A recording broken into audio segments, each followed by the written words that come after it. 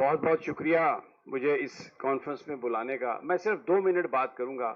آپ لوگ بڑے تجربہ کار ہیں اور یہاں پر ہر معاملے پر بات ہو چکی ہے اور میں یہ بھی جانتا ہوں کہ آپ سب کو اصل بیماری کا علم ہے، چاہے کوئی اس کا ذکر کرے یا نہ کرے.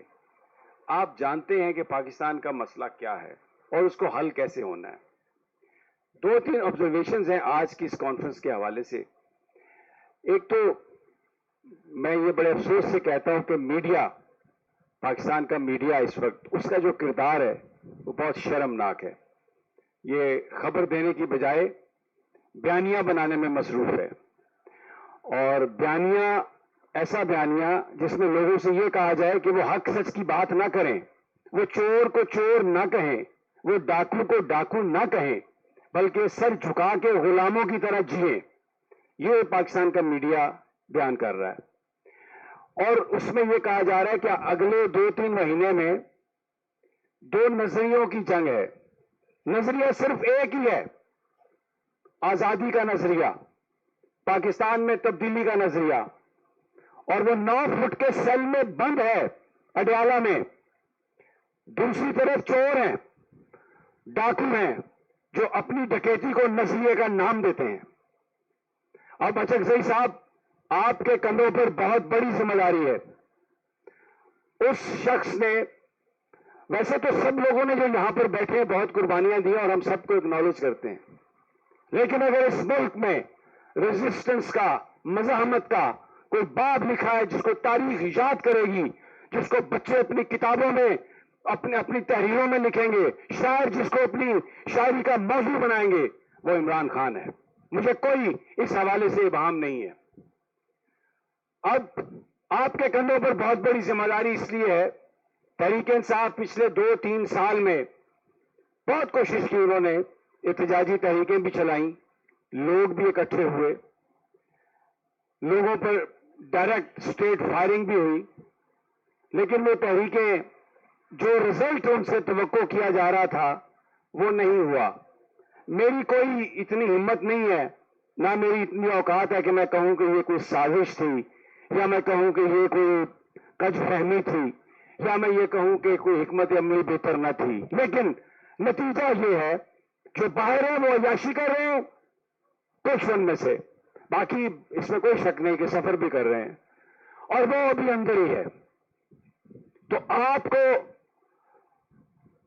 یہ ذمہ داری کہ آپ تحریک کی قیادت کریں، آپ ایک پلان بنائیں، یہ بہت بڑی ذمہ داری ہے.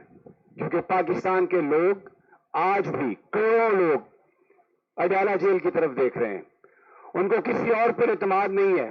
لیکن میں یہ کہوں اچکزئی صاحب، آپ ایک بہت قابل اعتبار آدمی ہیں. آپ کا جو ماضی ہے وہ اس بات کی گواہی دیتا ہے کہ آپ نے حق سچ کی جنگ لڑی ہے، اور آپ اتنے بہادر ہیں کہ آپ کسی خطرے کے، کسی خوف کے بغیر ہر کام کر سکتے ہیں، ہر بات کر سکتے ہیں. اور جب یہ کہا جاتا ہے کہ آپ کے پاس مینڈیٹ ہے کہ آپ اس تحریک کو آگے لے کے چلیں، تو اس کا مطلب صرف یہ نہیں ہے کہ آپ نے کوئی احتجاج کو لیڈ کرنا ہے. عمران خان نے آپ پر جو اعتماد کیا ہے وہ آپ کی پولیٹیکل اکوائپمنٹ کی وجہ سے، آپ کی جو سیاست ہے اس کی وجہ سے. آپ جس طرح سے جہاں نرم ہونا ہوتا ہے نرم ہوتے ہیں، اور جہاں پہ آپ نے سخت ہونا ہے تو آپ ایک پتھر کی طرح ڈٹ جاتے ہیں. اس لیے آپ کو یہ ذمہ داری دی ہے. تو یہ جو آل پارٹیز کانفرنس ہے، اس میں بہت زبردست باتیں ہوئی ہیں. تمام جو لوگ ہیں وہ مبارکباد کے مستحق ہیں. اور پھر آخر میں شاہد خاقان عباسی صاحب بھی ایک بہت ہی زبردست آدمی ہیں. انہوں نے اس وقت اقتدار کو اور اسمبلی کی جو ممبرشپ تھی اس کو ٹھوکر ماری جس وقت وہ سب کچھ حاصل کر سکتے تھے. بہرحال اس امید کے ساتھ کہ اچکزئی صاحب، اللہ تعالیٰ آپ کو اس نئے مشن میں کامیاب کرے، اور یہ جو آل پارٹیز کانفرنس ہے اس کے بعد آپ ایک ایسی اسٹریٹجی بنانے میں کامیاب ہوں جس میں یہ ملک آگے بڑھے. بھلے وہ احتجاج سے آپ حاصل کریں، بھلے وہ گفتگو سے آپ حاصل کریں، جو بھی طریقہ آپ مناسب سمجھتے ہیں، یہ قوم بھی آپ پر اعتبار کرے گی، اس لیے کہ عمران خان نے آپ پر اعتبار کا اظہار کیا ہے. شکریہ. بہت شکریہ سمیع بھائی. نیکسٹ ہمارے اسپیکر ہے